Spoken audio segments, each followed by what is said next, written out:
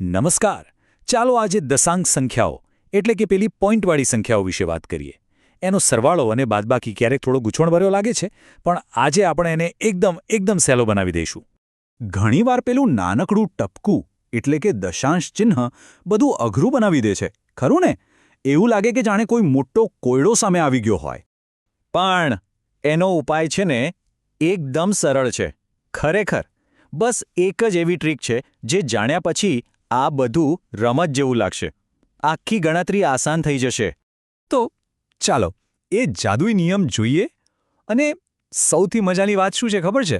આ ફક્ત એક જ નિયમ સરવાળા અને બાદબાકી બંને માટે કામ કરશે. બસ એક જ વસ્તુ યાદ રાખવાની છે. તો એ મુખ્ય નિયમ આ છે, અને એકદમ ધ્યાનથી સાંભળજો. દશાંશ ચિહ્ન એટલે કે પેલું ટપકું હંમેશા એકબીજાની બરાબર નીચે જ આવવું જોઈએ. બસ આટલું જ. આ જ આખા ખેલનો પાયો છે. ચાલો તો પછી સૌથી પહેલા સરવાળો શીખીએ. જોઈએ કે આ નિયમ સરવાળામાં કેવી રીતે કામ કરે છે. રેડી? જુઓ, બહુ જ સિમ્પલ સ્ટેપ્સ છે. પહેલું, સંખ્યાઓ ગોઠવો. બીજું અને સૌથી અગત્યનું, દશાંશ ચિહ્નને એક લાઇનમાં રાખો. ત્રીજું, ક્યાંય ખાલી જગ્યા દેખાય તો ત્યાં શૂન્ય મૂકી દો. અને ચોથું, બસ પછી તો સાદો સરવાળો જ કરવાનો છે. ઓકે, ચાલો એક ઉદાહરણથી સમજીએ. ધારો કે આપણે 25.45 અને 7.8નો સરવાળો કરવો છે. તો શું કરીશું? નિયમ પ્રમાણે બંનેના દશાંશ ચિહ્નને એકની નીચે એક મૂકી દઈશું. હવે અહીં જુઓ, 5ની નીચે ખાલી જગ્યા છે, બરાબર? તો ભૂલ ન થાય એના માટે આપણે 7.8ની પાછળ એક શૂન્ય ઉમેરીને એને 7.80 કરી દઈશું. આનાથી આપણી ગોઠવણી એકદમ પરફેક્ટ થઈ જાય છે.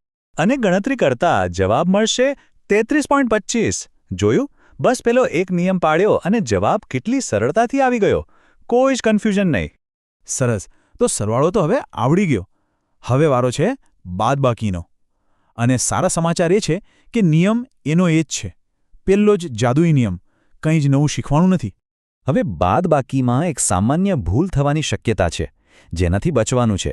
જો 18.5માંથી 9.32 બાદ કરવા હોય તો ઘણીવાર લોકો 2ની ઉપર ખાલી જગ્યા રાખીને ગણતરી કરે છે અને જવાબ ખોટો આવે.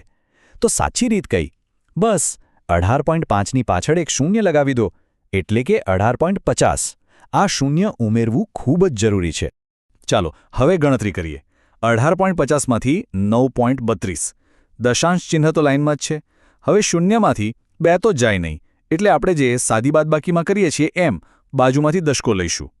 બસ એ પછી તો બધું સિમ્પલ છે. અને આપણો જવાબ આવ્યો 9.18. જોયું? ફરીથી એ જ નિયમ કામ લાગી ગયો અને જવાબ એકદમ સાચો આવ્યો. અદ્ભુત, ખરું ને?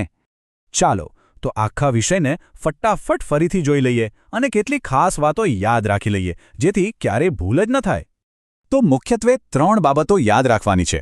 નંબર 1, જે સૌથી ઇમ્પોર્ટન્ટ છે, દશાંશ ચિહ્ન હંમેશા એક લાઇનમાં. નંબર 2, સ્થાન કિંમતનું ધ્યાન રાખવું. અને નંબર 3, જો કોઈ પૂર્ણાંક સંખ્યા હોય જેમ કે 5, તો એને આપણે 5.0 તરીકે લખી શકીએ છીએ. આ યાદ રાખવાથી ગણતરી સહેલી બનશે. તો લો, હવે દશાંશ સંખ્યાના સરવાળા અને બાદબાકીમાં તો કોઈ ભૂલ નહીં જ પડે. પણ એક સવાલ થાય કે ગુણાકાર અને ભાગાકારનું શું? શું એમાં પણ આ જ નિયમ ચાલશે કે પછી એના માટે કોઈ અલગ જાદુ છે? એના વિશે આપણે ફરી ક્યારેક વાત કરીશું.